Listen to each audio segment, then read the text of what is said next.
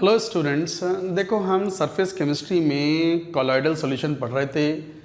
Classification हमने पढ़ लिया, प्रिपरेशन ऑफ कॉलॉइड्स पढ़ लिया, प्योरीफिकेशन कैसे करते हैं, ऑस्मोसिस हुआ, अल्ट्रा सेंट्रीफ्यूगेशन हुआ, फिल्ट्रेशन हुआ, वो सब भी हमने बात कर ली। Now we were talking about the properties of colloids. Properties में हमने इलेक्ट्रिकल प्रॉपर्टी की बात की, मैकेनिकल प्रॉपर्टी की बात की, कॉलिगेटिव प्रॉपर्टीज़ की बात की। अच्छा, जैसे मैकेनिकल प्रॉपर्टी में हमने कहा कि कॉलॉइडल पार्टिकल्स जो होते हैं वो रैंडमली बहुत हाई स्पीड से मूव करते रहते हैं, and that random movement zigzag motion is called Brownian movement. और ये बात हम थोड़ी देर में अभी एक्सप्लेन भी करेंगे कि Brownian movement is the main reason for the stability of the sol, और उसी की वजह से स्कैटरिंग भी होती है। क्यों ट्रू सॉल्यूशन और क्यों सस्पेंशन के पार्टिकल्स लाइट को स्कैटर नहीं करते, and they do not show the Tyndall effect और Tyndall cone, they do not form. अच्छा, टिंडल कोन में हमने कहा था कि जब लाइट को पास कराते हैं through the colloidal path, colloidal particles, तो लाइट डिविएट होती है, स्कैटर होती है फ्रॉम द कॉलॉइडल पार्टिकल्स, और उसका पाथ एक कोन के फॉर्म में आ जाता है, दैट इज कॉल्ड टिंडल कोन। अच्छा, टिंडल कोन बनने के लिए एक दो कंडीशंस भी हैं, वो शायद रह गया था, लिख लो आप। जो इलेक्ट्रिकल प्रॉपर्टी, जो प्रॉपर्टीज थी आपकी ऑप्टिकल प्रॉपर्टी, उसी में लिख लेना ये वाला पॉइंट, तो लिख भी लो। Tyndall effect is observed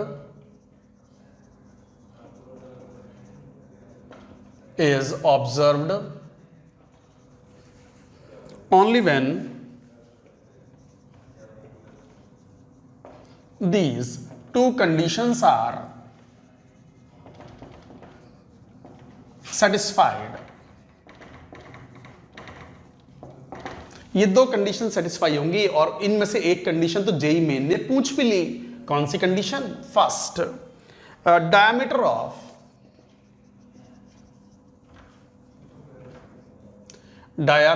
of colloid particle. Colloid particle कौन? DP particle, dispersed phase particle, should not be much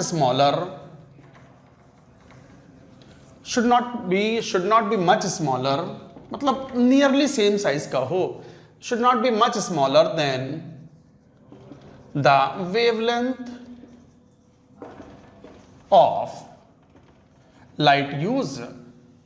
भाई, जो आप कॉलॉइडल सॉल्यूशन से लाइट पास करवा रहे हो उसकी एक पर्टिकुलर वेवलेंथ तो यूज करोगे, तो जो आप डायमीटर है कॉलॉइड पार्टिकल का, that should B of the nearly same size of the light wavelength of the light employed. It should not be much smaller than the wavelength of the light used. And second, refractive index. Refractive index का जो difference है, that should be large between dp and dm। तो लिखो refractive indices of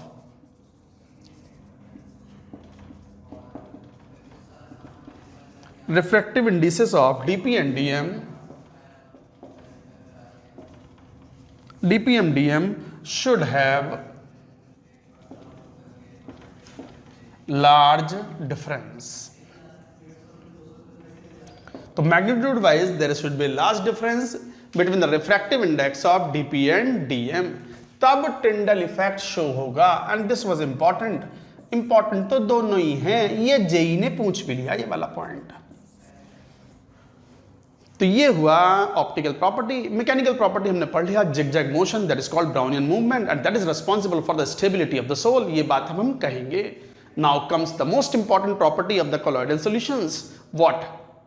electrical property. तो लिखो fourth number, coming to the fourth property, electrical properties.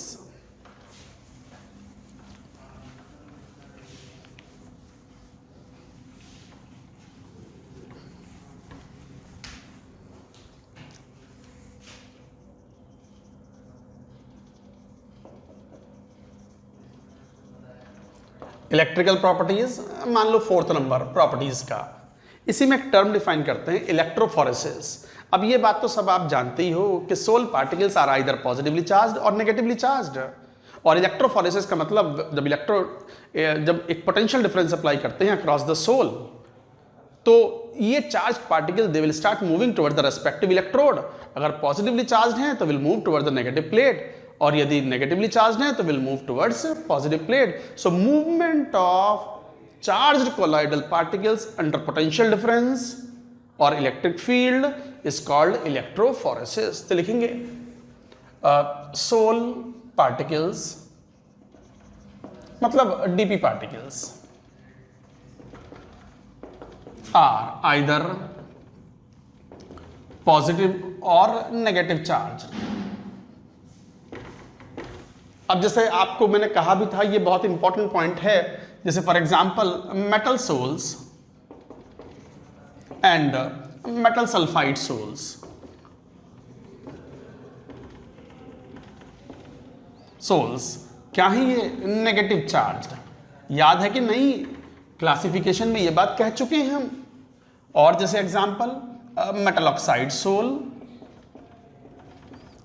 And metal hydroxide soul.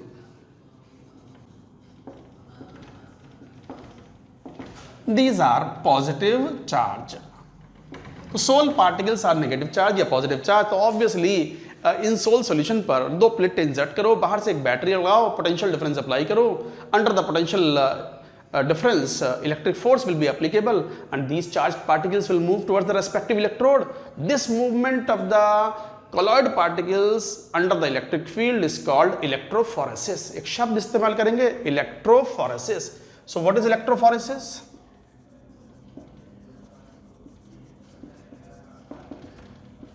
Movement of charged colloid particles, DP particles. DP मतलब क्या? Display pick नहीं, वो जो WhatsApp पर डिस्प्ले पिक लगा देते हैं. मुझे कुछ समय पहले ही मालूम पड़ा डीपी बोलते हैं उसको. हर चीज का शब्द आ चुका है. मैं थोड़ा पीछे, मतलब इन चीजों में थोड़ा सा मैं कमजोर हूं, बट कोई बात नहीं. अब मुझे भी मालूम है डीपी मतलब डिस्प्ले पिक. यहां पे डिस्पर्स्ड फेज पार्टिकल है. तो movement of the charged colloid particle under potential gradient, under potential difference towards respective electrode is called electrophoresis. जैसे मान लो मैं एग्जांपल लूं, ये आपने एक सोल का सॉल्यूशन ले लिया लाइक दिस. मान लो यहां यहां एक पोटेंशियल डिफरेंस लगा दिया. यहां ये पॉजिटिव प्लेट, ये नेगेटिव हो गई, ये एनोड हो गया, ये कैथोड हो गया. और यहां मान लो आपने कोई सोल ले लिया, AS2S3 सोल. अब आपको पता है कि आर्सेनियस सल्फाइड सोल है, नेगेटिव सोल है. तो ऑब्वियसली आप जब की क्लोज करोगे एक पोटेंशियल डिफरेंस एप्लीकेबल हो जाएगा. दोनों प्लेट्स के बीच में ये पॉजिटिव प्लेट है, ये नेगेटिव प्लेट है. तो ऑब्वियसली जो सोल पार्टिकल्स है, नेगेटिव सोल है, तो किधर मूव करेगा? पॉजिटिव प्लेट की तरफ. तो ये सोल पार्टिकल जो हैं they will start moving to this side. So the movement of these charged dp particles towards the respective electrode under the potential difference is called electrophoresis. इसी में एक नया शब्द आता है इलेक्ट्रोऑस्मोसिस.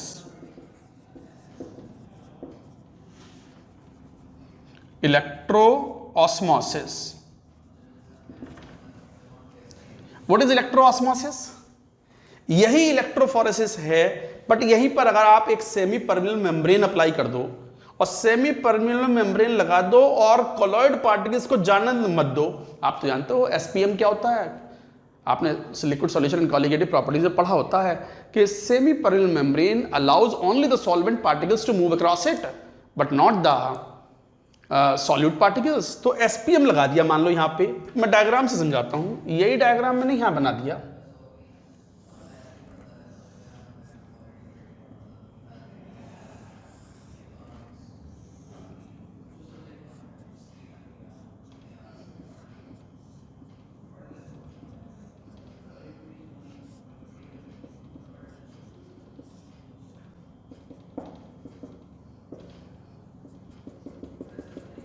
यहां पर मान लो एक एसपीएम लगा दी, semi permeable membrane,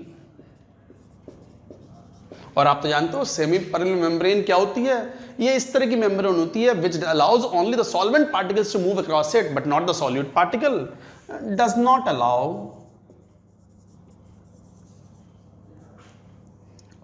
DP particles to move across it. Cut तो नहीं गया, एक बार चेक कर लूं जरा मैं, हाँ बच गया, ठीक है। तो does not allow the DP particles to move across it. मान लो ये एसपीएम लगा दिया यहां पे, सेमी परमिएबल मेम्ब्रेन। अब ये पूरे में सोल पार्टिकल्स हैं, सोल पार्टिकल्स तो मूव कर नहीं पाएंगे, रुक गए यहां। तो सॉल्वेंट के जो पार्टिकल्स हैं, डिस्पर्शन मीडियम के पार्टिकल्स हैं, they start moving. But dispersion medium, भाई overall solution has to be electrically neutral, overall solution has to be electrically neutral.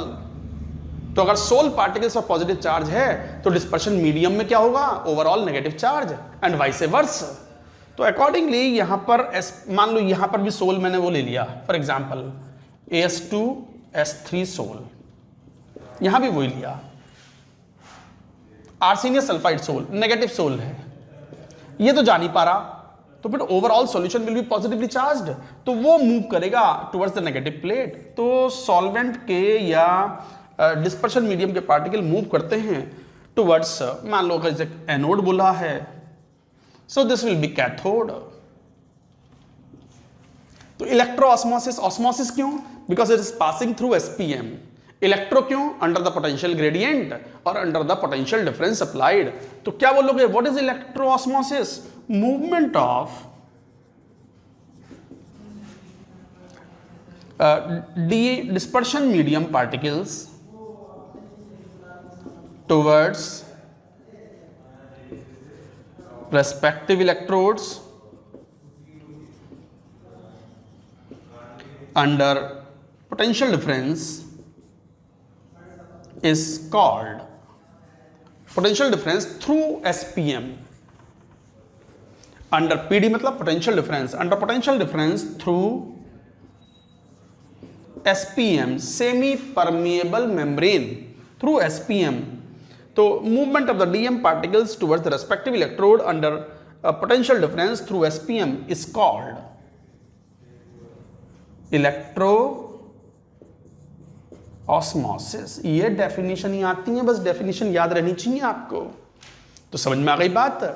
तो ध्यान दो, अगर बीच में SPM लगा दिया आपने, अभी तो SPM नहीं लगाया, तो comfortably who will move, movement of the colloid particles towards the respective electrode is called electrophoresis. हालांकि सॉल्वेंट के पार्टिकल्स भी जाएंगे, but movement of colloid particles towards the respective electrode is called electrophoresis, and the movement of dispersion medium particles through SPM under the potential difference is called electro-osmosis.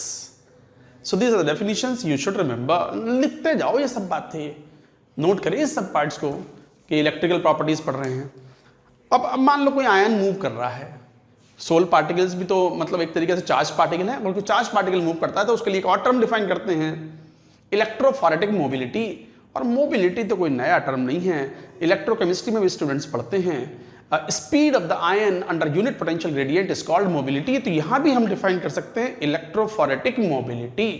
ये लिखो पहले पूरी बात, note it down.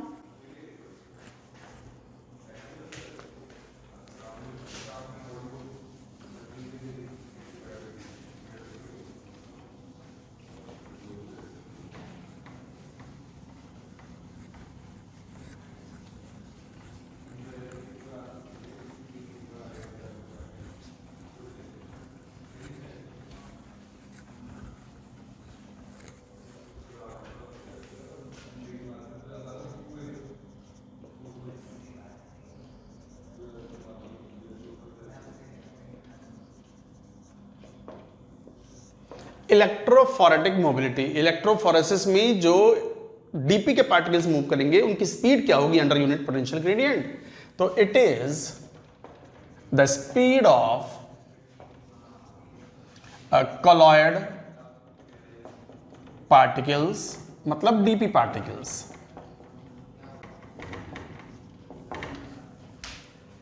Under electric field, under unit potential gradient.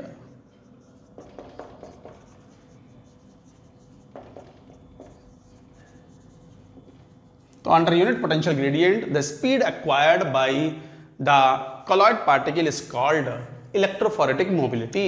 यहीं पे एक और term use करते हैं हम, आइसो इलेक्ट्रिक पॉइंट। अगर किसी स्टूडेंट ने पढ़ा होगा तो ये आइसो इलेक्ट्रिक पॉइंट कई बार ऑर्गेनिक केमिस्ट्री में भी पढ़ते हैं हम, और वहां पर हम अमीनो एसिड्स में जहां ज्वेटर आयन की बात करते हैं वहां पर हम ये कहते हैं कि जहां पर ज्वेटर आयन अनचार्ज्ड हो जाए उस पॉइंट पर, उस पर्टिकुलर पीएच पर हम बोलते हैं आइसो इलेक्ट्रिक पॉइंट। तो आइसो इलेक्ट्रिक पॉइंट पर यहां क्या मतलब हुआ कि डीपी पार्टिकल्स चार्ज्ड हैं। अब चार्ज्ड हैं तो मूव तो करेंगे ही। अगर बाहर से आपको इलेक्ट्रोलाइट मिलाओ और इस तरीके से कर दो कि ये डीपी पार्टिकल्स या कॉलॉइड पार्टिकल्स अनचार्ज्ड हो जाएं और ना तो कैथोड की तरफ मूव करें ना एनोड की तरफ मूव करें, because they are uncharged at that particular point the pH is called what, isoelectric point. The pH of solution at which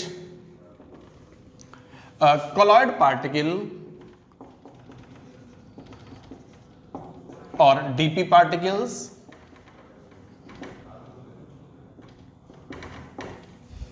तो pH of the solution at which colloid particles or dp particles neither move towards cathode nor towards anode under applied potential difference।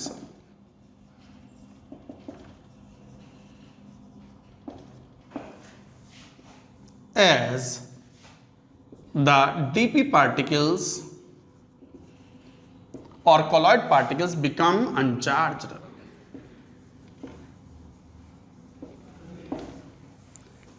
तो ऐसे pH को, तो the pH of the solution at which colloid particles or dp particles neither move towards cathode nor towards anode under applied potential difference as dp particles become uncharged is called isoelectric point,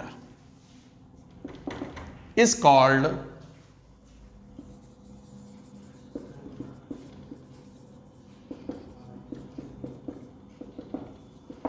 is called isoelectric point. तो ध्यान दो, हम कह रहे हैं मान लो आर्सेनियस sulphide soul ही है, जिसका पहले एग्जांपल लिया था पिछली स्क्रीन पर, नेगेटिवली चार्ज सोल है, but overall solution, overall entire content of the solution will be electrically neutral. ये याद रखें। तो अगर सोल नेगेटिवली चार्ज है तो dispersion medium will carry the positive charge, equal positive charge, ताकि ओवरऑल क्या रहे, वो इलेक्ट्रिकली न्यूट्रल।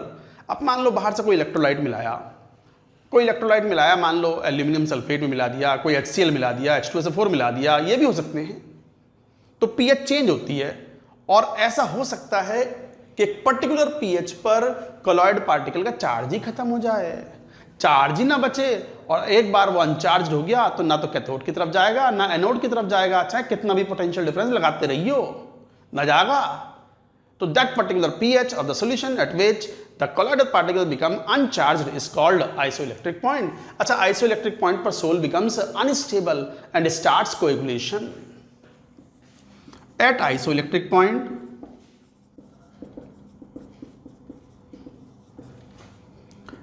soul particles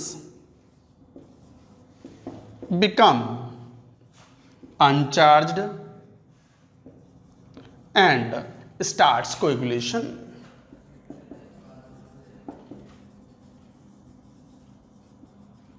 और प्रेसिपिटेशन। इसका मतलब यह हुआ कि आइसोइलेक्ट्रिक पॉइंट पर सोल अनस्टेबल है। Sol is unstable at isoelectric point.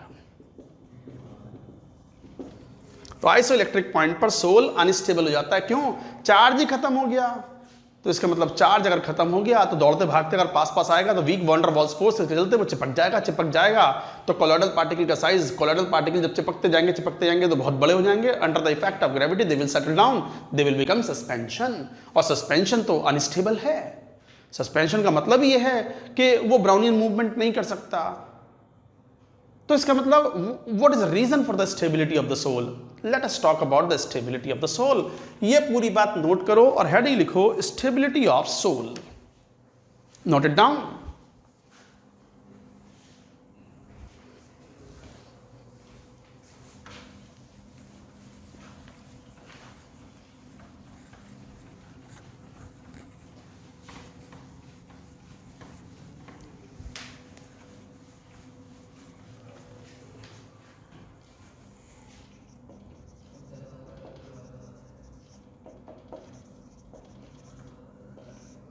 Stability of the sol के दो मेन कारण हैं। एक तो ब्राउनियन मूवमेंट, क्यों दौड़ते भागते फिर रहे हैं वो, और साथ में they carry the similar charge on the colloid particles. मतलब सारे कॉलॉइड पार्टिकल्स या तो पॉजिटिवली चार्ज हैं या नेगेटिव चार्ज हैं, और यदि पॉजिटिव चार्ज हैं तो दौड़ते भागते पास पास आएंगे तो रिपल्शन के कारण अगेन दूर हो जाएंगे, चिपकेंगे नहीं। तो इसका मतलब stability of the soul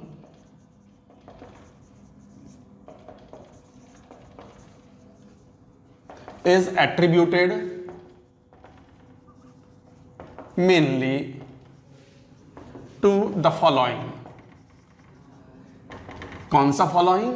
first, Brownian movement. अगर ये ब्राउनियन मूवमेंट ही ना होगा तो फिर तो कोएगुलेशन हो जाएगा। कोएगुलेशन का मतलब प्रेसिपिटेशन, तली में बैठ जाना। Colloidal particle under the effect of gravity या कैसे भी चिपक करके तली में बैठ गया, सस्पेंशन बन गया वो, तो सोल इज अनस्टेबल। तो Brownian movement is one reason and similar charge present on colloid या DP particles. Similar charge present on colloid particles. अच्छा, चार्ज कहां से आता है कॉलॉइड पार्टिकल्स पर? ये बात लिखेंगे, नोट करेंगे। तो charge on colloid particle is mainly due to preferential adsorption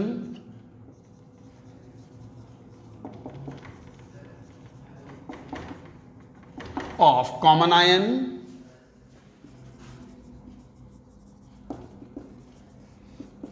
present in excess।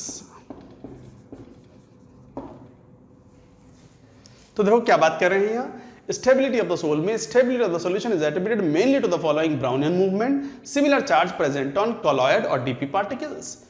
Charge on colloid particles is mainly due to the preferential absorption of the common ion present in excess. हाँ, लेकिन charge तो और भी reasons की वजह से आ सकता है। ये वाला क्या पॉइंट है? This is very important point. मान लो सोल बना रहे हैं, फॉर एग्जाम्पल मान लो हम पोटेशियम आयोडाइड के सॉल्यूशन में सिल्वर नाइट्रेट मिला रहे हैं और मान लो Ki एक्सेस में है, तो किसका सोल बनेगा? AgI सोल बन जाएगा। AgI सोल कैसे बना? और AgI सोल भी कैसे बनेगा? AgI में भाई ये तो लिमिटिंग रिएजेंट हो गया ना, तो Ag प्लस तो खत्म हो गया, AgI बन गया, और AgI कॉमन आयन एड्सॉर्ब करेगा। कॉमन आयन सॉल्यूशन में कौन पड़ा है? दो ही तो आयन है यहाँ, Ag plus and I minus. Ag plus तो खत्म हो चुका है, I माइनस एक्सेस में पड़ा हुआ है, तो ये I माइनस को एड्सॉर्ब कर लेगा इस टाइप से। ये कहलाएगा silver iodide sol, negative sol will be formed, plus you will have the potassium nitrate solution। तो ये नेगेटिव सोल बन गया। नेगेटिव सोल कैसे? ये कुछ इस टाइप का सोल बनेगा कि AgI का सोल बन गया, वो सोल एड्सॉर्ब कर लेगा I minus I minus I minus इस टाइप से। ये मेन सोल पार्टिकल हो गए। अच्छा, इसके अराउंड एक और लेयर भी होगी सॉल्यूशन में overall solution has to be electrically neutral. So कौन सी लेयर? अगर ये सोल नेगेटिवली चार्ज्ड है तो इस पे पॉजिटिव आयन की एक लेयर होगी, कौन? K plus. एक्सेस में पड़ा था ना वो।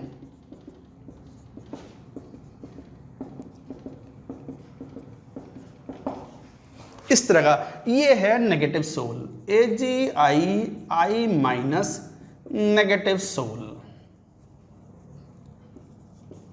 अच्छा, एक सिचुएशन और भी हो सकती थी क्या? अगर मान लो ऐसा हो जाता, अनदर एग्जांपल, आप KI की रिएक्शन करवाते और AgNO3 एक्सेस में ले लेते, इस बार बनता तो AgI, पर साथ में एड्सॉर्ब कौन होता? Common ion in excess. ये वर्ड बड़ा important, preferential adsorption of common ion present in access. तो जो भी प्रेसिपिटेट बनता है वो उस पर एक कॉमन आयन एड्सॉर्ब हो जाता है, और बताया था हमने फ्रेगमेंटेशन हो जाता है, पेप्टाइजेशन बोलते हैं। AgI है, उसका क्रिस्टल्स बने, क्रिस्टल्स के ऊपर कॉमन आयन एड्सॉर्ब हो गया I माइनस आने की वजह से पूरे सरफेस पर सरफेस एनर्जी बढ़ गई, चार्ज आ गया उस पर, टोटल पर नेगेटिव, रिपल्शन मारेंगे, फ्रेगमेंटेशन होता है, टूट जाता है छोटे छोटे पार्टिकल में, and you get the silver iodide sol, of course negatively charge sol. But इस बार कॉमन आयन कौन सा है जो एक्सिस में है? Ag+। समझ लो KI खत्म हो गया, AgNO3 AgI बना, AgI और सॉल्यूशन में कौन सा कॉमन आयन पड़ा है? दो ही तो आयन है AgI में, प्रेसिपिटेट में, Ag+ एंड I- तो खत्म हो चुका है, Ag+ एक्सेस में था, तो ये Ag+, ये पॉजिटिव सोल हो गया। और इसको आप यूं भी शो कर सकते हो लाइक दिस, मान लो AgI और उसके ऊपर एड्सॉर्ब्ड है कौन? Ag+, जैसे वहां I- था adsorbed on the surface, so this is the common ion adsorbed. अब overall solution will be electrically neutral. ये सोल पॉजिटिवली चार्ज्ड है तो इसके अराउंड एक लेयर बनेगी, और वो लेयर कौन सी? कौन सा आयन? नाइट्रेट आयन की। तो नाइट्रेट आयन एक और लेयर बना लेगा like this,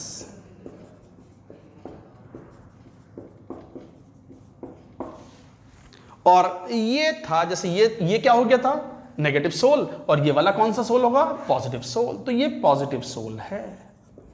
silver iodide can form the positive sol, silver iodide can form the negative sol. It is how you are preparing the sol, कौन एक्सेस में लिया है उसके बेसिस पर।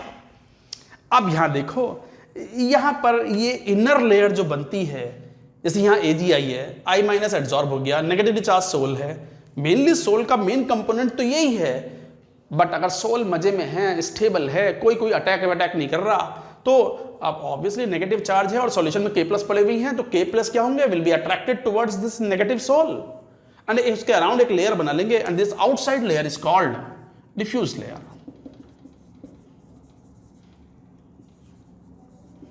लूजली हेल्ड लेयर,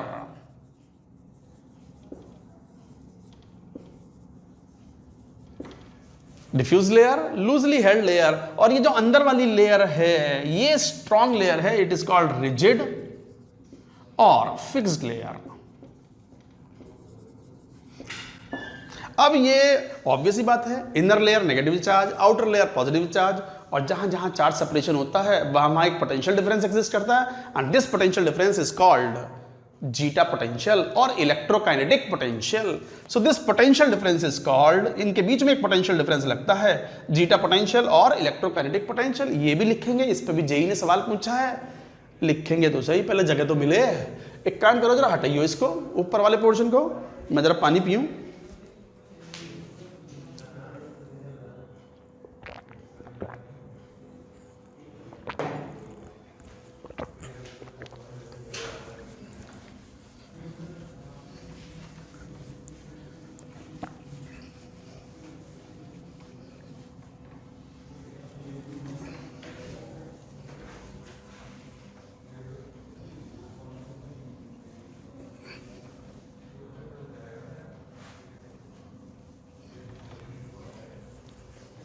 जैसे यहीं पे आओ तो यहां पर एक बात बोलोगे कि अच्छा, इसे बोलते हैं Helmholtz double, electrical double layer. तो लिख भी दो इसको,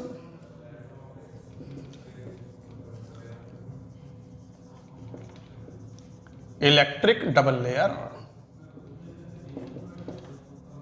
नाम से मालूम पड़ रहा है, अंदर एक लेयर है जिसे हम फिक्स्ड लेयर बोलते हैं, रिजिड लेयर, और बाहर वाली लेयर एक डिफ्यूज लूजली हेल्ड लेयर है, जो आसानी से बाहर से कोई मिलाओगे, कुछ मान लो अटैक करवाओगे किसी इलेक्ट्रोलाइट से, सबसे पहले ये लेयर साथ छोड़ के भागेगी। बट स्टिल जब अगर सॉल्यूशन, सोल सॉल्यूशन अगर स्टेबल है, बाहर से कोई अटैक नहीं हो रहा है, कुछ नहीं मिला रहे हो आप, तो इस तरह की सिचुएशन जनरेट हो जाती है, and this is called Helmholtz electric double layer.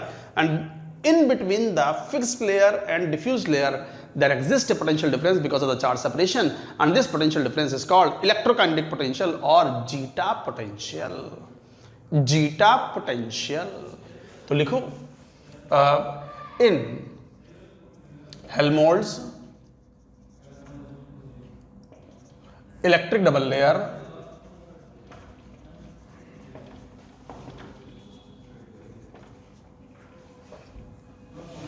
there exists a potential difference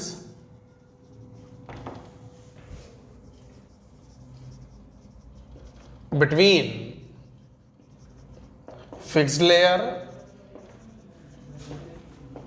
and diffused layer.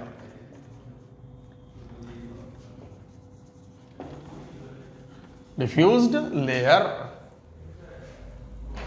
this potential difference is called zeta potential. Important term है ये, वेरी इंपॉर्टेंट. ये पोर्शन पूरा इंपॉर्टेंट चल रहा है. This is also all important. This potential difference is called zeta potential और electrokinetic potential.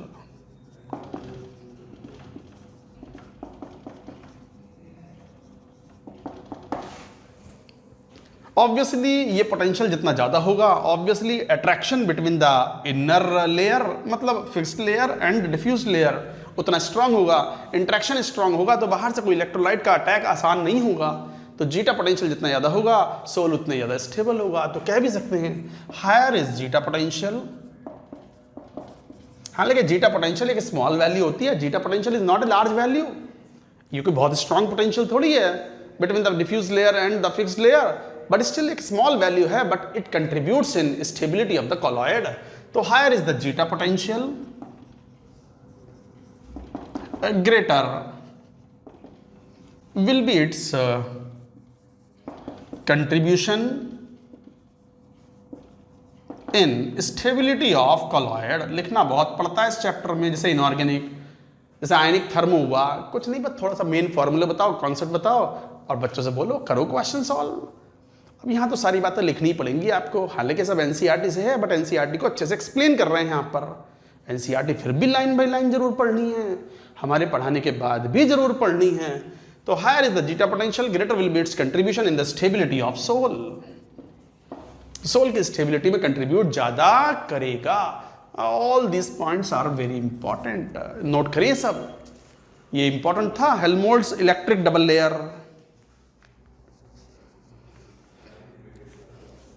अच्छा, साथ ही साथ main reason for the charge of sol is because of the adsorption of the common of the dissociation of the electrolyte. जैसे मान लो अगर आप micelles formation की बात करो, सोप में सोडियम स्टीरेट है, पानी में घोलोगे तो पता चलेगा कि आयनों में टूट गया. सोडियम आयन अलग हो गया और स्टीरेट आयन अलग हो गया, तो हो गया ना चार्ज कॉलॉइड पार्टिकल. तो in soap detergent, in soap detergent charge on sole is due to ionization of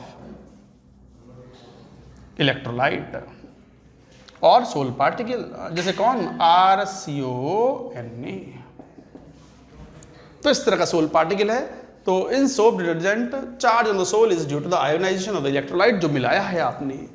तो चार्ज के कई रीजन हो सकते हैं, but the major reason is adsorption of the common ion by sol particles and then fragmentation called peptisation. तब बनता है वो चार्ज सोल. पूरी बात नोट करो. ये सब, ये पेज बड़ा इंपॉर्टेंट था. पिछले आधे घंटे की जो बात आज हम कह रहे हैं, this has been very very important. Question पूछे जाते हैं. अब बात करेंगे, let us talk about here coagulation of sol. What is the meaning coagulation? Coagulation मतलब प्रेसिपिटेशन. सोल के पार्टिकल्स दौड़ भाग कर रहे थे, स्टेबल थे, चिपका के नीचे बैठा देना, प्रेसिपिटेट बना देना, that is called coagulation of sol. पूरी बात नोट करो, स्क्रीन साफ करेंगे.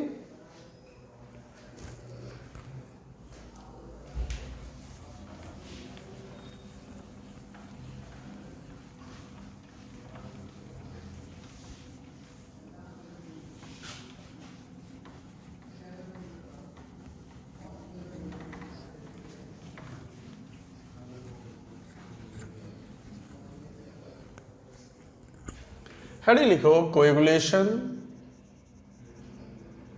Of sol. Coagulation of sol is ultimately the precipitation of the sol, मतलब सोल पार्टिकल्स को एग्रीगेट बनवा करके प्रेसिपिटेट करवा देना इज कॉल्ड कोएगुलेशन। तो लिखो द प्रेजेंस ऑफ वेल कैसे लिखो, when electrolyte is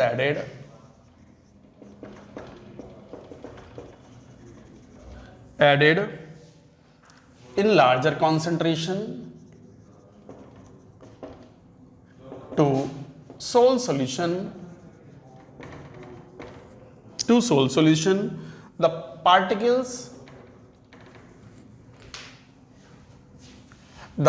sole particles take up the ion of electrolyte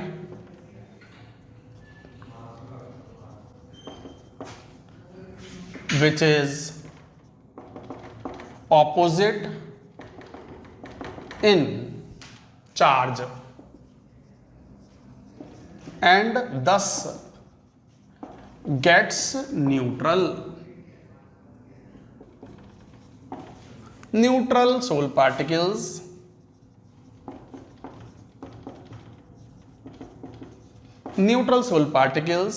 start aggregating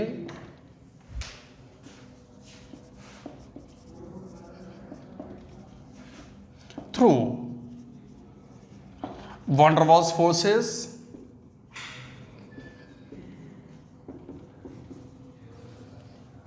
of attraction and precipitate और कोएगुलेट। पूरी बात लिखी है मैंने, सुनो क्या बात। अच्छा एक बात ध्यान दो, note that a small amount of electrolyte is needed for stability of soul.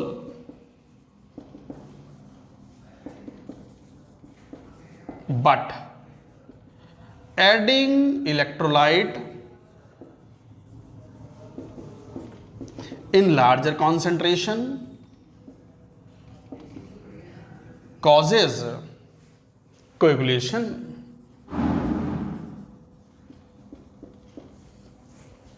सुनो क्या बात कह रहे हैं। When electrolyte is added in the larger concentration of the sole solution, the sole particles take up the ion. देखो क्या कह रहे हैं, जब इलेक्ट्रोलाइट मिलाया in the larger concentration to the sole solution, sole will be either positive charge or negative charge. Sole particles, the sole particles will take up the ion of electrolyte which is opposite in charge. Obviously, अगर sole negative charge है तो वो electrolyte का कौन सा ion पकड़ेगा, positive ion पकड़ेगा, और क्या बन जाएगा, neutral. Once it becomes neutral, the sol particles start aggregating through the weak van der Waals forces of attraction and precipitation will occur. क्यों, बहुत ज्यादा पार्टिकल हो गए तो under the effect of gravity they will settle down and coagulation और precipitation will occur. छोटी मोटी मात्रा नहीं, थोड़ी लार्जर अमाउंट में मिलाने पर। तो दिस इज द कोएगुलेशन। अच्छा यहीं पे टर्म डिफाइन करते हैं, फ्लॉक्यूलेशन। पहले पूरी बात नोट करो, एक और टर्म यूज करते हैं, फ्लॉक्यूलेशन। कोएगुलेशन ऑफ सोल का मतलब सोल पार्टिकल्स को चिपका करके तली में प्रेसिपिटेट करवा देना, अनस्टेबल कर देना।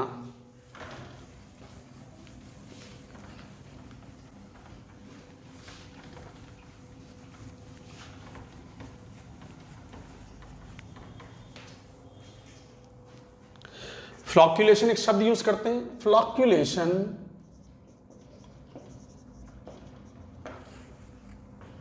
क्या है flocculation? When associated colloid particles or coagulated particles, Soul particles can be broken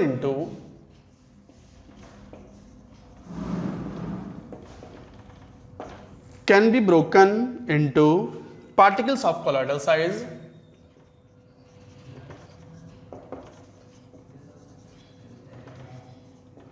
particles of colloidal size just by shaking.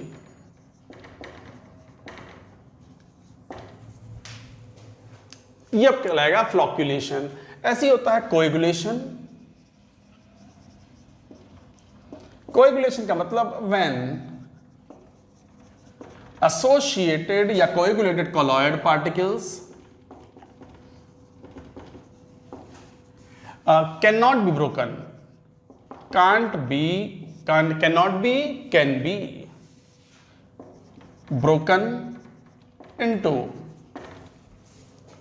particles of colloidal size.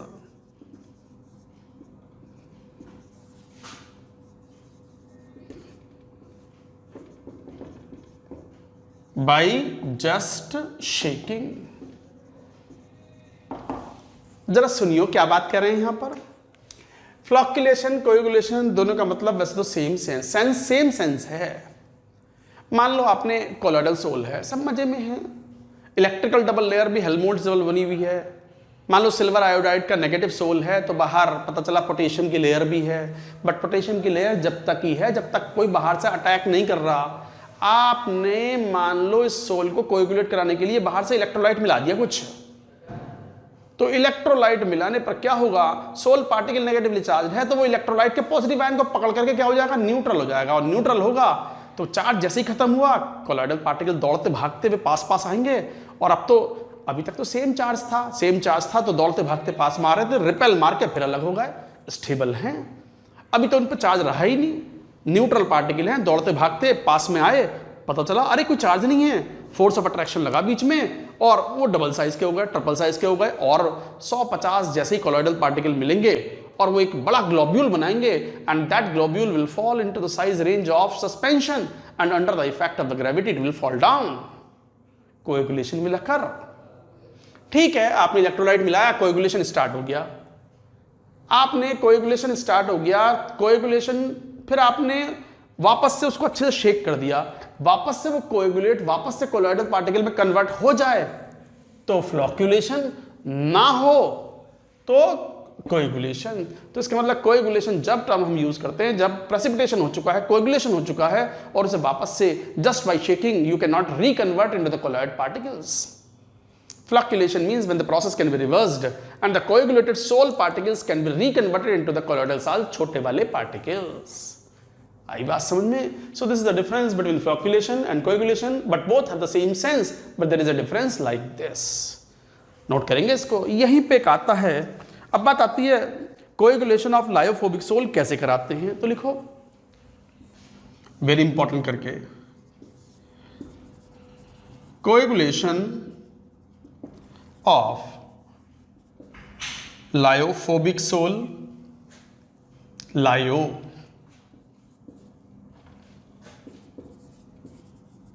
can be done by, कैसे कैसे कोएगुलेशन करवा सकते हैं, bye electrophoresis,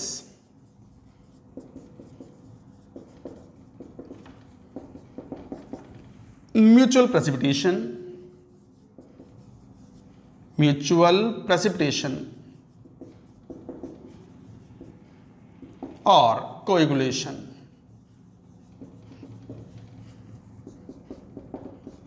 And then by addition of electrolyte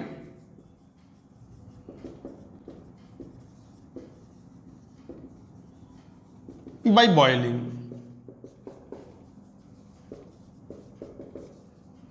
So these are the ways in which you can cause the coagulation of the lyophobic Soule। कैसे? Electrophoresis. Sir electrophoresis से क्या होगा, क्यों ना होगा? मान लो आर्सेनियस सल्फाइड सोल का एग्जांपल लिया था मैंने, वो जब इलेक्ट्रोफोरेसिस डिफाइन कर रहे थे, हमने एक सॉल्यूशन लिया, उसमें 2 प्लेटें इंसर्ट की, बाहर से पोटेंशियल डिफरेंस लगा दिया, एक प्लेट पॉजिटिव हो गई एक नेगेटिव हो गई, और मान लो आर्सेनियस सल्फाइड का नेगेटिव सोल था एग्जाम्पल के लिए। अब नेगेटिव सोल है तो वो नेगेटिव, एक प्लेट पॉजिटिव है एक नेगेटिव चार्ज है, तो नेगेटिव सोल वाला जो है वो जाएगा और जाकर के वो पॉजिटिव चार्ज प्लेट है उसको अपने इलेक्ट्रॉन दे देगा और क्या हो जाएगा, न्यूट्रल। और न्यूट्रल होते ही फिर और पीछे से पार्टिकल आ रहे होंगे, आर्सेनियस सल्फाइड के अगर पार्टिकल्स अगर न्यूट्रल हो जाएंगे और न्यूट्रल हो जाएंगे तो चिपकने शुरू हो जाएंगे, चिपक जाएंगे तो under the effect of the gravity when they become larger they will settle down, coagulation occurred. अच्छा मान लो पॉजिटिव सोल ले लो कोई, मान लो फेरिक हाइड्रोक्साइड का पॉजिटिव सोल है पानी के अंदर, पानी डिस्पर्शन मीडियम है, फेरिक हाइड्रोक्साइड का पॉजिटिव सोल है, दो प्लेट इंसर्ट की, पोटेंशियल डिफरेंस अप्लाइड किया, एक पे नेगेटिव चार्ज एक पे पॉजिटिव चार्ज, तो फेरिक हाइड्रोक्साइड तो पॉजिटिव सोल है, अंडर द पोटेंशियल ग्रेडियंट किधर दौड़ेगा, इलेक्ट्रोफोरेसिस करेगा तो कहां दौड़ के जाएगा, नेगेटिवली चार्ज प्लेट के ऊपर, और नेगेटिवली चार्ज प्लेट पर एक्सेस ऑफ इलेक्ट्रॉन्स ऑलरेडी हैं, तो वो पॉजिटिवली चार्ज सोल उन इलेक्ट्रॉनों को खा करके क्या हो जाएगा, न्यूट्रल, और न्यूट्रल होते क्या होगा, पीछे से और भी पार्टिकल आ रहे होंगे, वो भी न्यूट्रल होंगे, आने के बाद न्यूट्रल न्यूट्रल चिपकते जाएंगे, लार्जर ग्लोब्यूल बनाएंगे, under the effect of the gravity they will settle down, coagulation occurred, this is called electrophoresis. Mutual precipitation, एक पॉजिटिव सोल लो एक नेगेटिव सोल लो, दोनों को मिलाओ, दोनों को न्यूट्रल करो, बैठा दो नीचे, बैठ, तो लिखो when a positive and negative sol are mixed, तो obviously they will neutralize the charge of each other and accordingly they will become uncharged particles, coagulation will occur by addition of electrolyte। बताया ही हमने कि electrolyte add करते हैं तो sol particles take up the oppositely charged ion and become neutral, neutral होते ही नीचे बैठ जाएगा, and by boiling also we can do। so these are the methods of coagulation of the lyophobic soul, these are the methods you should remember। इस पे भी JEE ने question, अरे लिमिटेड तो चैप्टर है उसमें से क्वेश्चन आना है, ढूंढ के वही एनसीईआरटी में से क्वेश्चन पूछते हैं, पूरी बात नोट करो। इसी में आएगा हार्डी-शुल्ज रूल, तो लिखो heading Hardy-Schulze rule.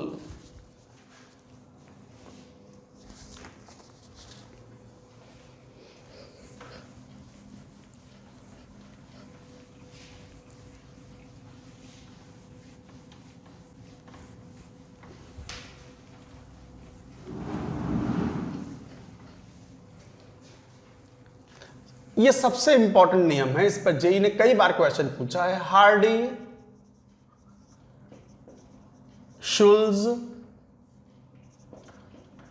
Rule. Hardy Schulze rule is all about the coagulation of the sol. तो किसी सोल सॉल्यूशन को कोएगुलेट कराते हैं तो क्या बोलते हैं यहां पर, coagulation power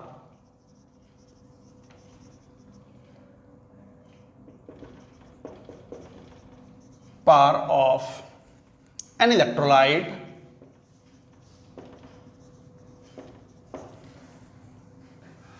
is linked with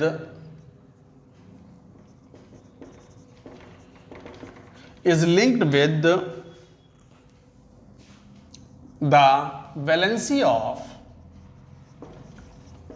ion causing coagulation of soul।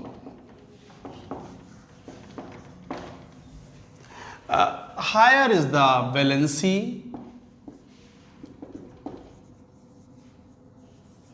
of ion of electrolyte causing coagulation,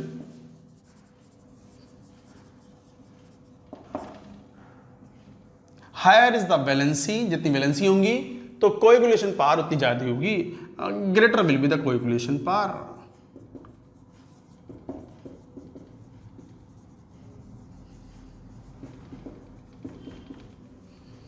of electrolyte.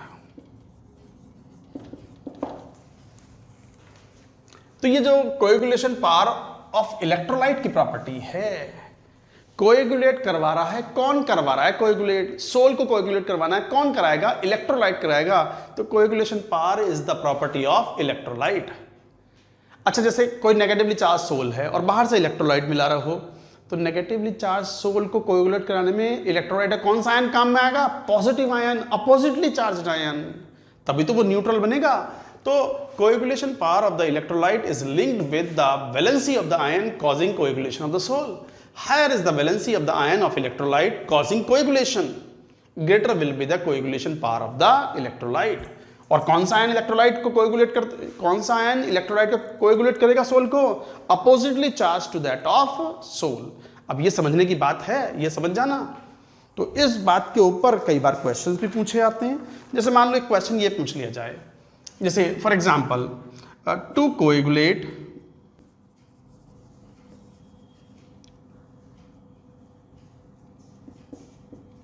negative soul which is more effective, तो positive ion will be effective. A3Al3 plus is more effective than barium 2 plus is more effective than potassium. Decreasing value of coagulation power,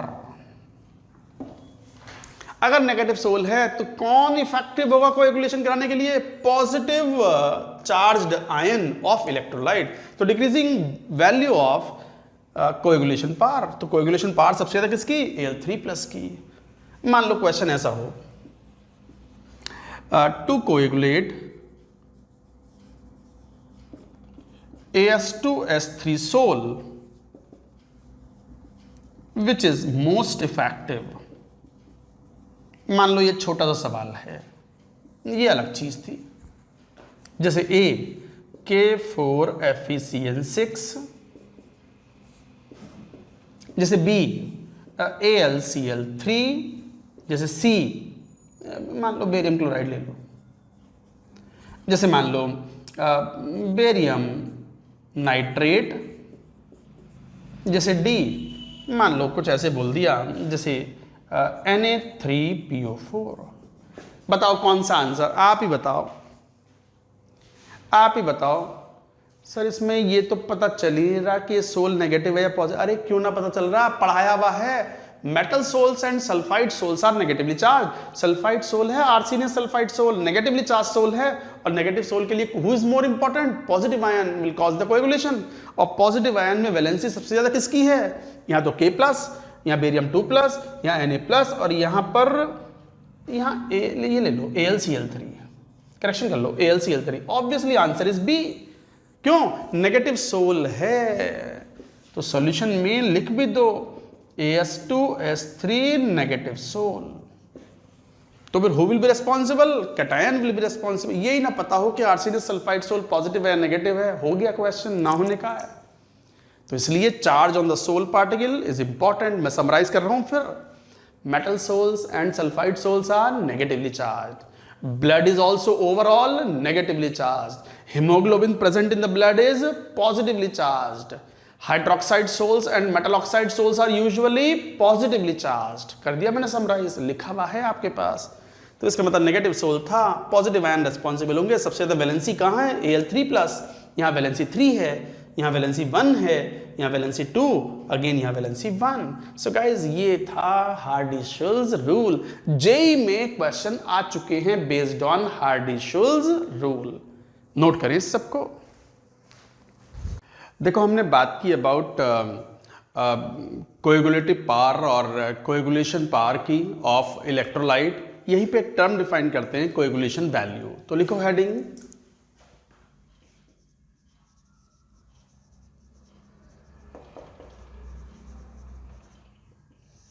coagulation value. ये coagulation value भी किसके लिए define होगी? Electrolyte के लिए। अभी purpose क्या है कि किसी सोल को कोएगुलेट करवा देना, तो इलेक्ट्रोलाइट की मदद से कराते हैं यूजुअली। तो it is the amount of electrolyte in millimole that should be added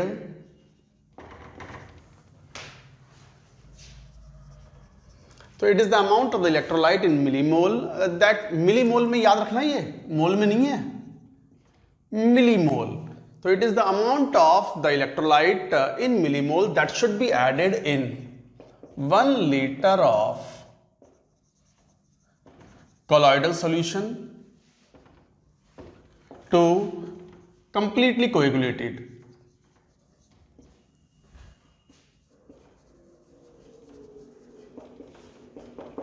तो So it is the amount of the electrolyte in millimole that should be added in 1 liter of the colloidal solution to completely coagulate it. 1 litre colloidal solution में कितना amount electrolyte का मिलाएं कि वो completely coagulate हो जाए, that is called coagulation value.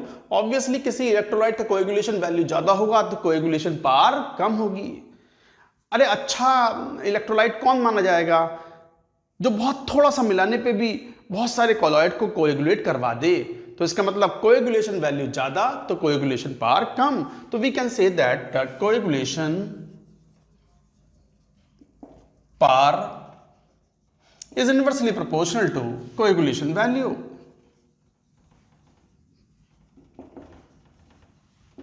तो like that you have to remember.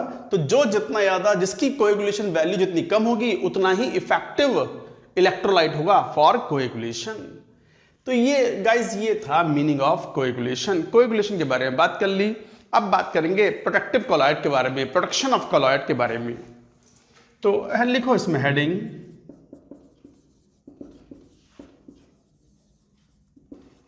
Protective colloid. अब यहीं पे स्टूडेंट्स कंफ्यूज भी होते हैं. सर कभी तो आप कोएगुलेट करवा रहे हो, कभी कोएगुलेशन से बचाने के लिए प्रोटेक्ट कर रहे हो कॉलॉइड को. देखो अलग अलग वक्त पर अलग अलग रिक्वायरमेंट्स होती हैं. कभी तो हम चाहते हैं कि भाई सोल को कोएगुलेट करवा दें और कभी चाहते हैं कि सोल को कोएगुलेट होने से बचाएं with the help of electrolyte. With the help of electrolyte नहीं, from the attack of electrolyte. फिर सुन लो पूरी बात. कोएगुलेशन का मतलब सोल को अनस्टेबल करना, सोल के पार्टिकल्स को चिपका चिपका करके उनको under the effect of gravity settle down करवा देना, पीपीडी बनवा देना. That is called coagulation. कई बार पर्पस होता है कि हम सोल को कोएगुलेट करवाएं, कई बार पर्पस होता है कि हम कोएगुलेशन होने से बचाएं. तो उसके लिए हमें जो प्रोटेक्टिव कॉलॉइड्स हैं वो मिलाने पड़ते हैं. तो प्रोटेक्शन के लिए कौन होते हैं प्रोटेक्टिव कॉलॉइड्स? जनरली अनस्टेबल कौन होते हैं? लायोफोबिक. हाईली स्टेबल कौन होते हैं? Lyophilic. Lyophilic colloids are much more stable than lyophobic and can act as protective colloid. तो पॉइंट वाइज लिखते जाओ. Lyophilic colloid are much more stable then the lyophobic colloids and hence lyophilic colloid act as protective colloid. ये protective colloid के रूप में work करते हैं. अब लायोफोबिक सोल्स जो होते हैं वो थोड़े अनस्टेबल होते हैं, आसानी से कोएगुलेट हो जाते हैं इलेक्ट्रोलाइट मिलाने पर. तो अगर उसमें थोड़ा सा लायोफिलिक कॉलॉइड जिन्हें हम प्रोटेक्टिव कॉलॉइड मिला रहे हैं वो अगर मिला दें तो कोएगुलेशन विल बिकम स्लो और कैन बी स्टॉप्ड. तो लिखो. तो when a lyophilic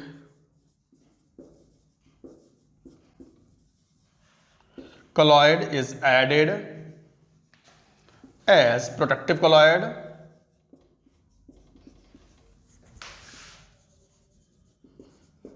into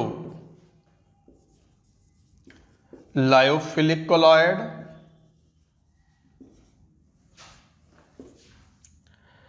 and a protective layer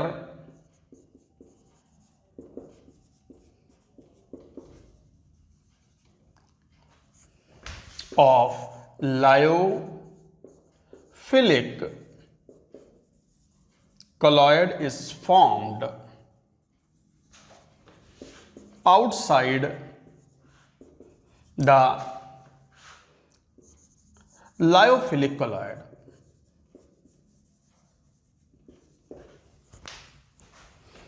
Now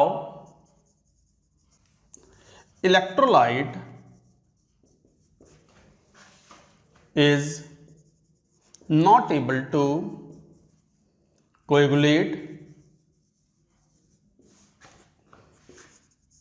lyophilic colloid.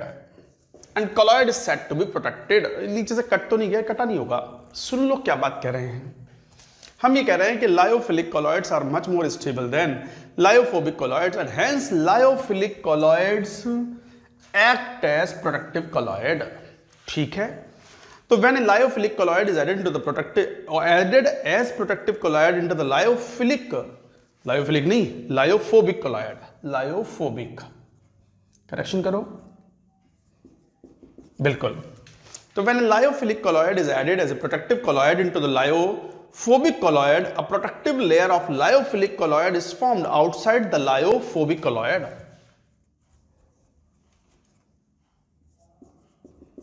Outside the lyophobic colloid, now electrolyte is not able to coagulate the lyophobic colloid and now protection is done। तो एक तरीके से ultimately यहां तीन agencies हैं। ये पूरी बात नोट करो, पहले नोट इट डाउन।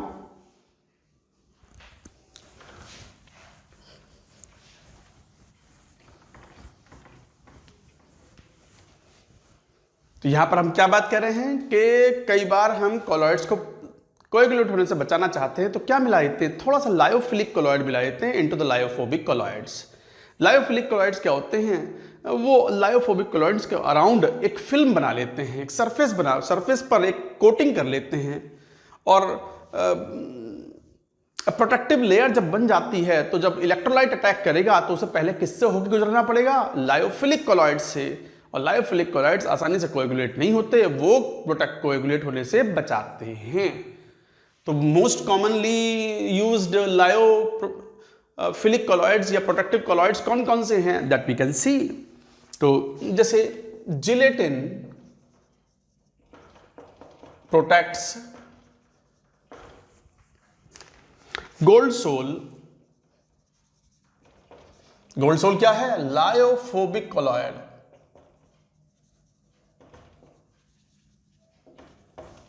तो gelatin protects gold sol from coagulation,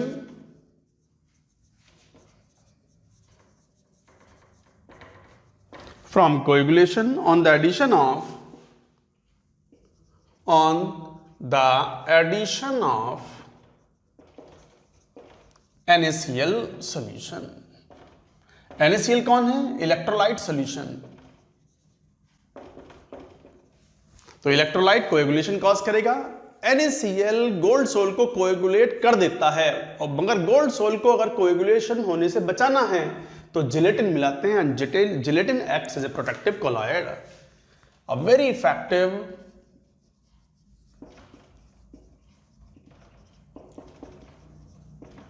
protective colloid. तो ये काफी इफेक्टिव प्रोटेक्टिव कॉलॉइड है।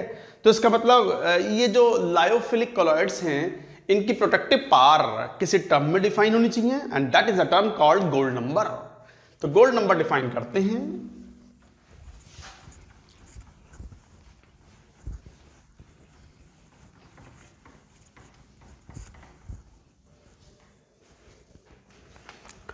तो यहां पर एक गोल्ड नंबर डिफाइन करते हैं, a protective power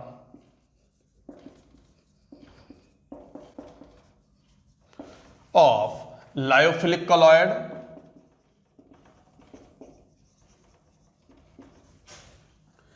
is measured in terms of gold number। What is gold number? Heading लिखो गोल्ड नंबर।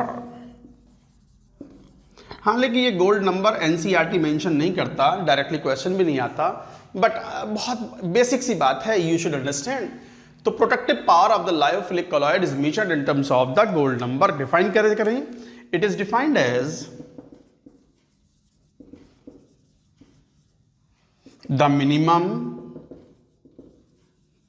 लिखना बहुत पड़ेगा इसमें, लिखो जैसे मैं लिखते जा रहा हूं, the minimum amount of protective colloid in milligram required to just prevent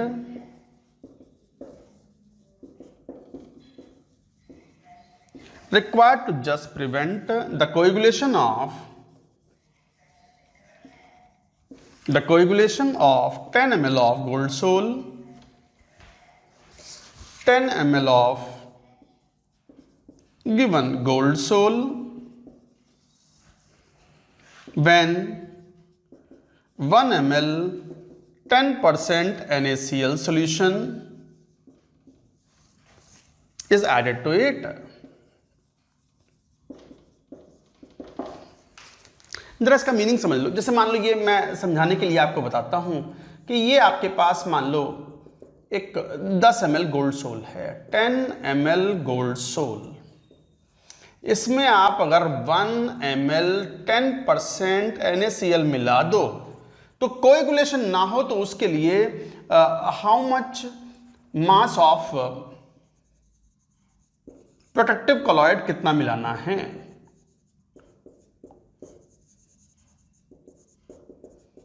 in milligram.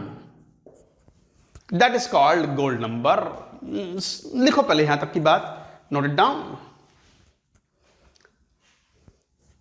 Gold number किसका कैरेक्टरिस्टिक है? It is the gold number किसके लिए डिफाइन होता है? For protective colloid. और प्रोटेक्टिव कॉलॉइड कौन होते हैं? Lyophilic colloids, because they are highly stable protective colloid. तो कैसे डिफाइन कर रहे हैं? It is defined as the amount of the protective colloid in milligram. Milligram का ध्यान रखना, required to just prevent the coagulation of the 10 ml of the gold sol when 1 ml 10% of NaCl solution is added to it. जैसे symbolically show किया मैंने, आपके पास 10 ml gold sol है। Of course gold sol is unstable है। क्यों? Lyophobic sol है। Metal sols are relatively unstable lyophobic sols. इसमें अगर 1 ml 10% NaCl मिला दो तुरंत कोएगुलेशन हो जाएगा गोल्ड सोल का, क्योंकि gold sol are generally negatively charged, तो वो सोडियम प्लस को खा जाएंगे और न्यूट्रल बन जाएंगे। और गोल्ड के एटम अगर न्यूट्रल हो गए तो they will start aggregating through the weak van der Waals forces, चिपकने शुरू हो जाएंगे और लार्जर ग्लोब्यूल होते they will start settling down under the effect of gravity. तो ये NaCl कोएगुलेट करा देगा सोल को, गोल्ड सोल को। कोएगुलेशन ना हो उसके लिए थर्ड एजेंसी मिलाई हमने, कौन?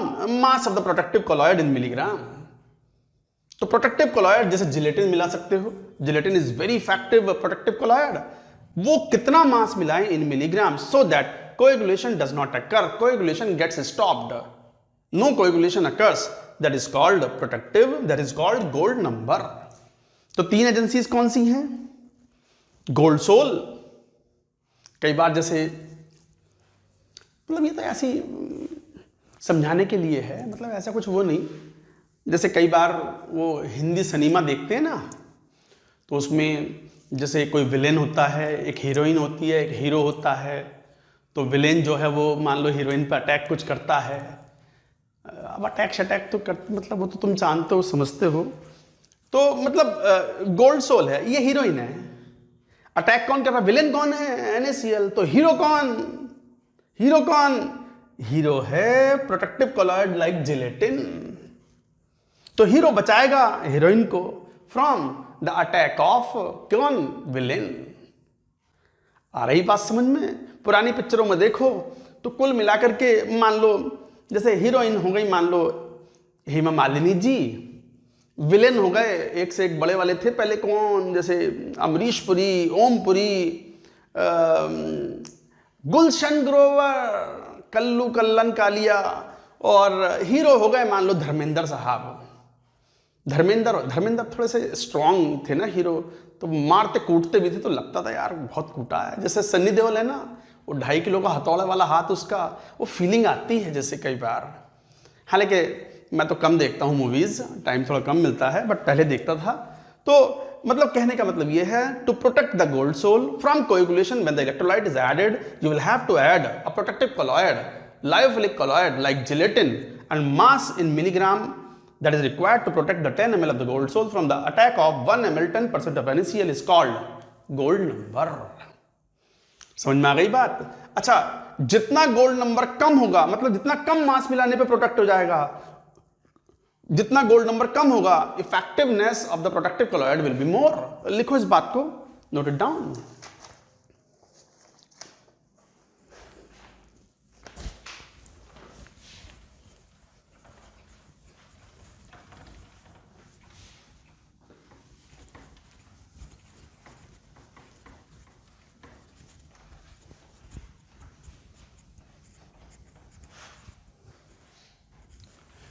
तो lower is the gold number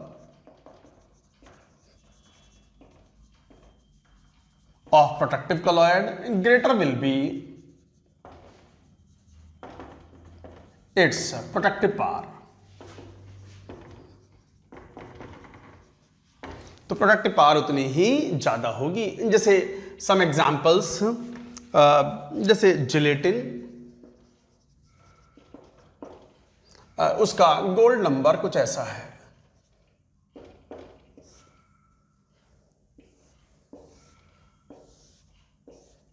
gelatin का 0.005 से 0.01, haemoglobin and the gold number is 0.03 to 0.07, egg albumin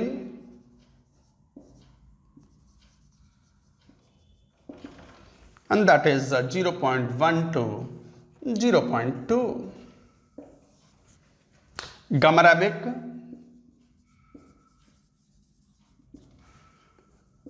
0.15 to 0.25, starch 20 to 25। तो गाइज ये थे, तो ध्यान से देखो, gold is very effective protective colloid, ये याद रखना है। जैसे गोल्ड का एक बहुत इंपॉर्टेंट एग्जाम्पल भी है और ये जेई पॉइंट ऑफ व्यू से बड़ा इंपॉर्टेंट भी है, आइसक्रीम है। आइसक्रीम कॉलॉयड को प्रोटेक्ट करने के लिए जिलेटिन मिलाते हैं। तो लिखो, gelatin is added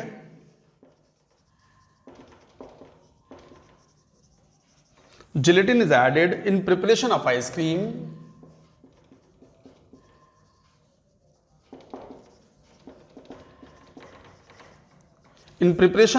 cream to protect the particles of ice.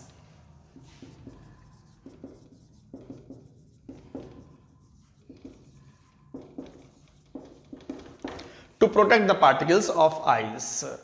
तो जिलेटिन इज एडेड। अच्छा, कई बार ऐसा लगता है कि आइसक्रीम जो है वो तो वेजिटेरियन है, मिल्क की बनी हुई है, बट मोस्टली आइसक्रीम के कॉलॉयड को, पार्टिकल्स ऑफ आइस को प्रोटेक्ट करने के लिए जिलेटिन मिलाते ही हैं। और gelatin is obtained from the animal source. मतलब एनिमल सोर्स का मतलब, तो एक तरीके से कई बार ऐसा लगता है कि आइसक्रीम कोई वेजिटेरियन थोड़ी है, पर ठीक है, मतलब ऐसा नहीं है कि आइसक्रीम खाना छोड़ दो आप उसके नाम पर। अब ऐसे तो बहुत सारी चीज़ें हैं। अब ऐसे तो दही नहीं खाते लोग, उसमें कहते हैं बैक्टीरिया है, लैक्टोबैसिलस, जिसके कारण milk is converted into the. जो वेगान होते हैं वो कई बार नहीं भी खाते हैं, वो केवल वेजिटेबल्स ही खाते हैं। तो जो वीगान होते हैं वो नहीं खाते, बट ठीक है, मतलब एक जनरल बात बताई कि gelatin is obtained from the animal sources which is added as a protective colloid to protect the colloid particles of ice in ice cream. तो ये एक एग्जाम्पल था, this is an important example कि जिलेटिन का use बहुत commonly किया जाता है। देखो, colloidal part is about to end. हम एड्सॉर्प्शन पढ़ चुके हैं, कॉलॉयडल हो गया। कॉलॉयडल में छोटा सा बाकी है एक इमल्शन। मैंने कहा भी था mainly we have to study sol and emulsions. तो let us talk about emulsion. Emulsion के बहुत ब्रीफ में, जितना एनसीईआरटी में मेंशन है, ये नोट करिए पहले पूरी बात।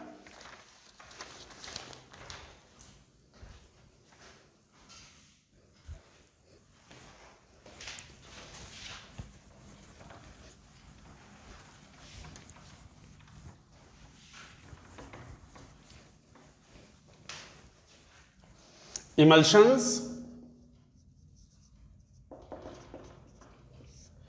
आप जानते हो, liquid and liquid, DP liquid, DM liquid. तो sol of liquid dispersed particles spread into the liquid dispersion medium. Examples, अच्छा ये अनस्टेबल होते हैं, they are liquid in liquid, immiscible or partially miscible,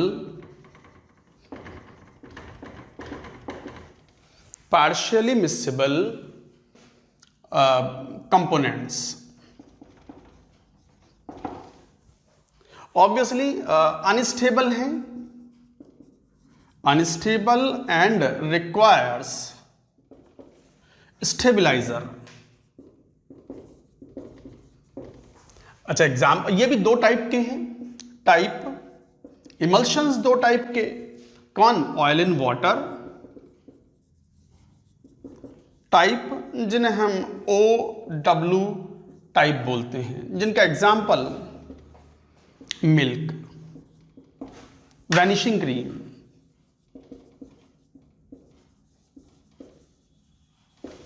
milk, vanishing cream. Milk तो आप जानते ही हो, मिल्क के अंदर liquid fat is dispersed phase and liquid dispersion medium is water.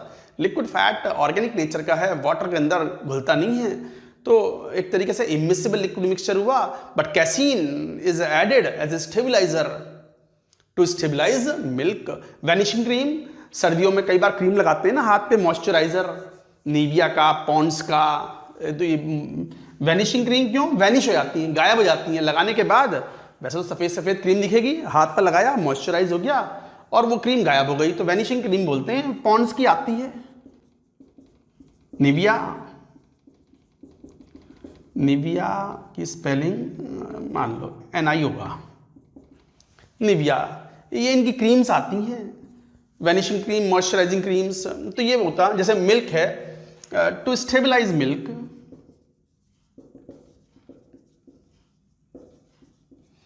Protein, casein. Casein में यही होगा, CA। कैसीन इज प्रेजेंट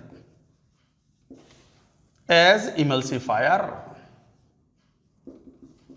ये मैं बता चुका हूं जब हम एसोसिएटेड कॉलॉइड्स या मिसाइल्स पढ़ रहे थे। तो to stabilise milk, protein casein is present as emulsifier. Emulsifier वो है जो दोनों कंपोनेंट्स को पकड़ के रखता है और स्टेबलाइज करके रखता है।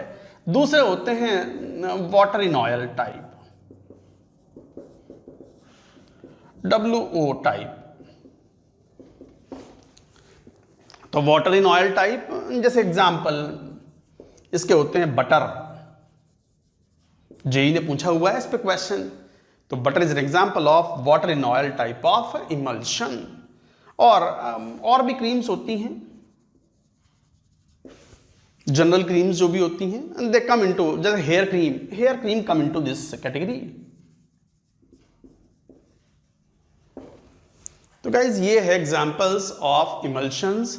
इमल्शंस में बस इतना ही याद रखना है। लास्ट में इमल्शंस के कंपोनेंट्स को सेपरेट आउट करना हो तो we can do by simply boiling, freezing और सेंट्रीफ्यूगेशन। ये पुनः नोट करो पहले पूरी बात, NCERT जरूर पढ़नी है साथ में।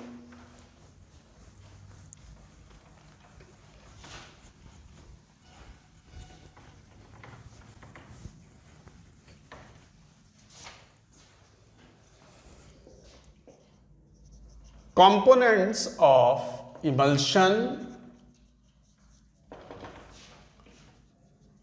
can be separated by first centrifugation or freezing or boiling।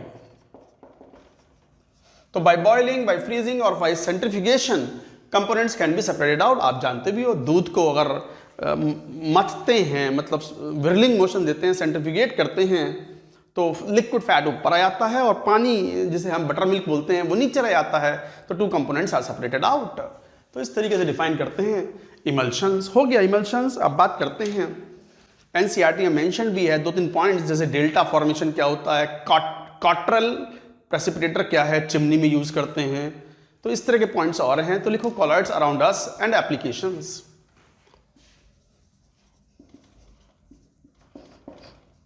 Around us and applications.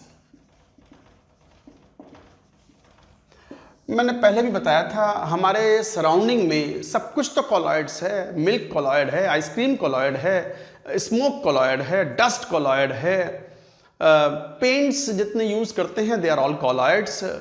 Most of the food we consume in the form of soup, liquid and all that, they are all colloids.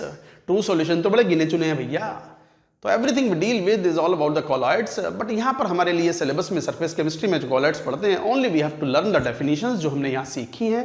बाकी NCERT जरूर पढ़ना है. तो ये जैसे artificial rain, मैं सारे applications नहीं ले पाऊंगा यहाँ पर, वो कई सारे हैं पॉइंट्स, एक बार जरूर पढ़ें आप. तो जैसे आर्टिफिशियल रेन, अब क्लाउड होते हैं. क्लाउड मतलब क्या? लिक्विड वाटर इज डिस्पर्स्ड और स्प्रेड इनटू द एयर. तो liquid in air colloid is cloud. तो क्लाउड को एक तरीके से आपको बारिश में कन्वर्ट करवाना है तो इलेक्ट्रीफाइड सैंड इज यूज्ड. तो इलेक्ट्रीफाइड सैंड और AgI is sprayed over clouds by aeroplane to cause coagulation of cloud. Cloud है क्या? Liquid water DP in air dispersion medium. यही तो है. Liquid water is spread into the air. तो liquid water जो है dispersed phase हो गया और एयर डिस्पर्शन मीडियम है. आप क्लाउड्स के ऊपर जाकर के इलेक्ट्रीफाइड सैंड या AgI स्प्रे कर दो. This electrolytes will cause the coagulation, downpour या बारिश हो जाएगी. यही तो पर्पस था आर्टिफिशियल रेन का. Then formation of delta.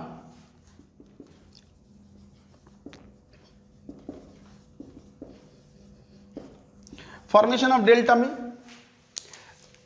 जब कई बार रिवर सी से मिलती है, समुद्र के पानी से, रिवर जब पानी जब समुद्र से पानी से मिलता है तो lot of solid deposits are accumulated, coagulated and that is called delta formation. क्यों?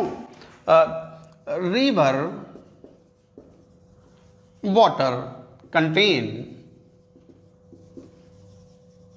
colloids and when meet with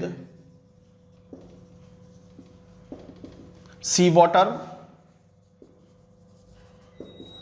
which contain electrolytes जैसे calcium chloride, magnesium chloride, NaCl etc. Coagulation occurs and solid deposits accumulate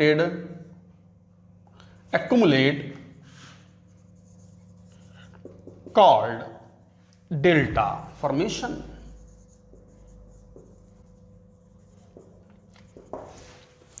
जरा समझ लो बात को. नदियां तो शहरों गांव से होके पास हो रही हैं और ऑब्वियसली हम इंसान हैं उसे पॉल्यूट कर रहे हैं. तो lot of waste is put into the river water और रिवर वाटर में कोलॉइडल पार्टिकल्स होते हैं. और जब ये नदियों का पानी जाकर के समुद्र में गिरता है तो समुद्र में तो इलेक्ट्रोलाइट्स हैं, सोडियम क्लोराइड है, पोटेशियम क्लोराइड है, कैल्शियम मैग्नीशियम के क्लोराइड्स हैं और ये इलेक्ट्रोलाइट्स हैं. तो ये कोएगुलेट करा देते हैं colloidal particles of water present in river. तो रिवर के पानी में कोलॉइडल पार्टिकल्स का कोएगुलेशन हो जाता है. तो जहां पर नदियां गिरती हैं समुद्र में वहां खूब बड़े एरिया में डेल्टा फॉर्मेशन हो जाता है, एक्युमुलेशन हो जाता है सॉलिड डिपॉजिट्स का and that is called delta formation. तो डेल्टा फॉर्मेशन में ये याद रखना है कि कोलॉइडल पार्टिकल्स किस में हैं? रिवर में. इलेक्ट्रोलाइट्स किस में प्रेजेंट हैं? सी वाटर में. And then coagulation will occur. ऐसी एक इंपॉर्टेंट होता है कॉट्रल स्मोक प्रेसिपिटेटर. नोट करते जाओ, ये इंपॉर्टेंट पॉइंट्स ले रहा हूं मैं.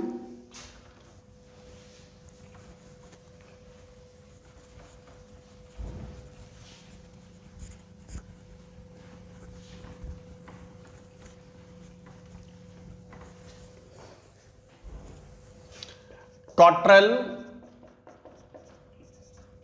Smoke precipitator.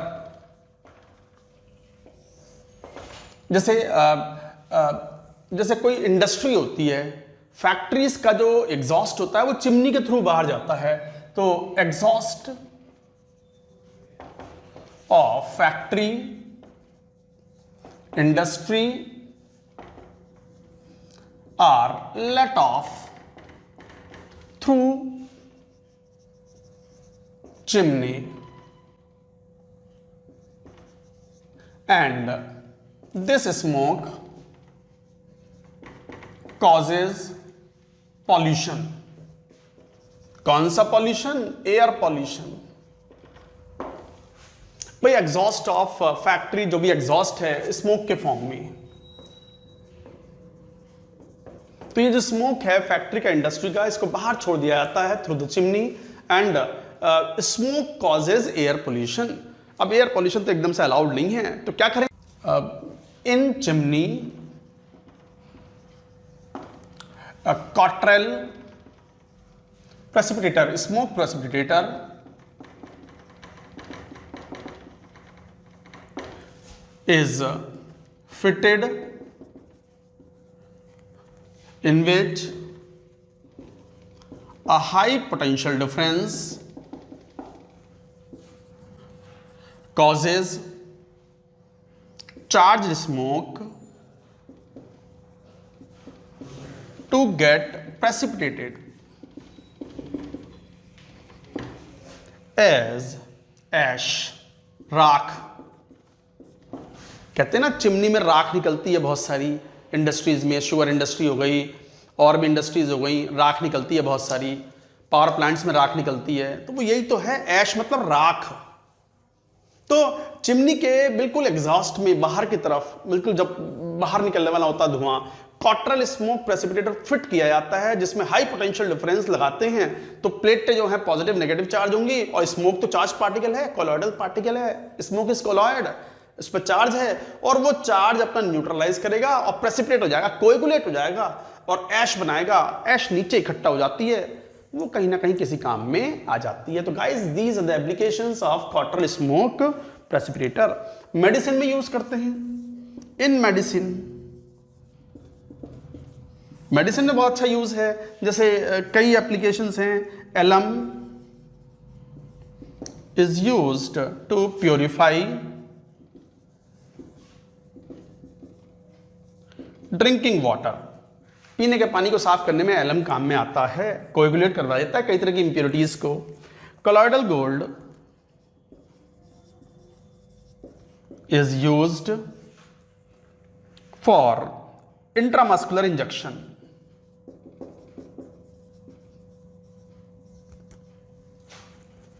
इंट्रामस्कुलर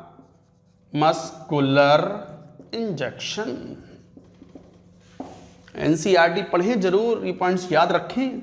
अच्छा ये बड़ा इंपॉर्टेंट है, ये एनसीईआरटी में दिया हुआ है और कभी भी जेई में आने वाला है, ढूंढ के क्वेश्चन जेई मेन पूछता है इस टाइप के। Colloidal antimony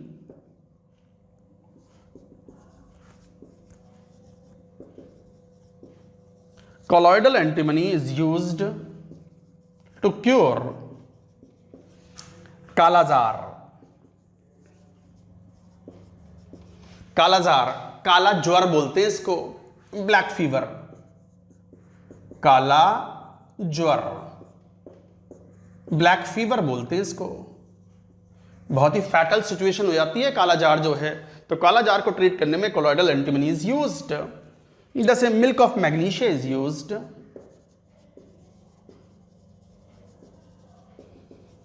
mainly magnesium hydroxide और मैग्नीशियम क्लोराइड का मिक्सचर होता है, तो milk of magnesia is used to treat stomach disorders.